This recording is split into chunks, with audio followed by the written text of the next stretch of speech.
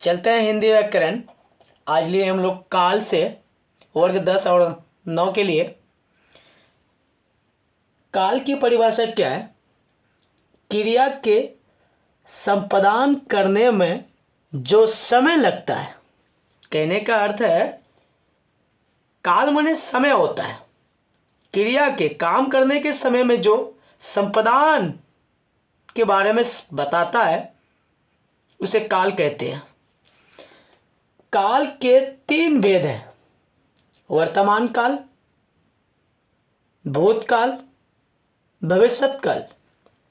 तो अगला क्वेश्चन लेते हैं हम लोग काल की परिभाषा से कि वर्तमान काल की परिभाषा क्या है? जिस क्रिया का वर्तमान समय में होने का बोध हो उसे वर्तमान काल कहते हैं।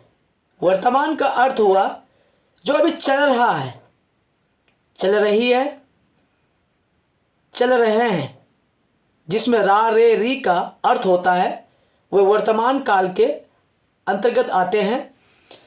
वर्तमान काल के 3 भेद हैं: सामान्य वर्तमान, तत्कालीन वर्तमान और संदिग्ध वर्तमान। ये मेन पॉइंट है इनका, इसको देख लेना है। अगला क्वेश्चन है भूतकाल की परिभाषा क्या है? जिस क्रिया से समाप्त होने का बोध हो उसे भूतकाल के अंतर्गत रखा जाता है। जैसे था, थे, थी का प्रयोग होता है जिस वाक्य के अंदर, भूत का अर्थ होता है जो बीत गया हो, जो बीत गया था, जो बीता हुआ समय के बाद बतलाते थे या बताती थी। वही से ही अर्थ जो जिसमें था थे की प्रयोग होता है वो भूतकाल के अंतर्गत रखा जाता है। भूतकाल के 6 भेद हैं: सामान्य भूत, आसन्न भूत, पूर्ण भूत, अपूर्ण भूत, संदिग्ध भूत और हेतु मध्य भूत। ये इसके प्रकार हैं। इसका मेन टॉपिक याद रखना है कि भूतकाल के 6 भेद, वर्तमान काल के 3 भेद। अगला क्वेश्चन है भविष्य काल। जिस क्रिया से काम के आगे आगे आने वाला समय में होने का बोध हो उसे भविष्य काल कहते हैं।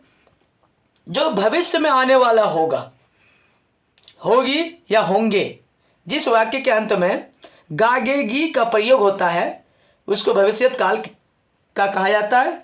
भविष्य काल के 2 भेद हैं: सामान्य भविष्य और संभवत भविष्य, संभाव्य भविष्य कहा जाता है उसको।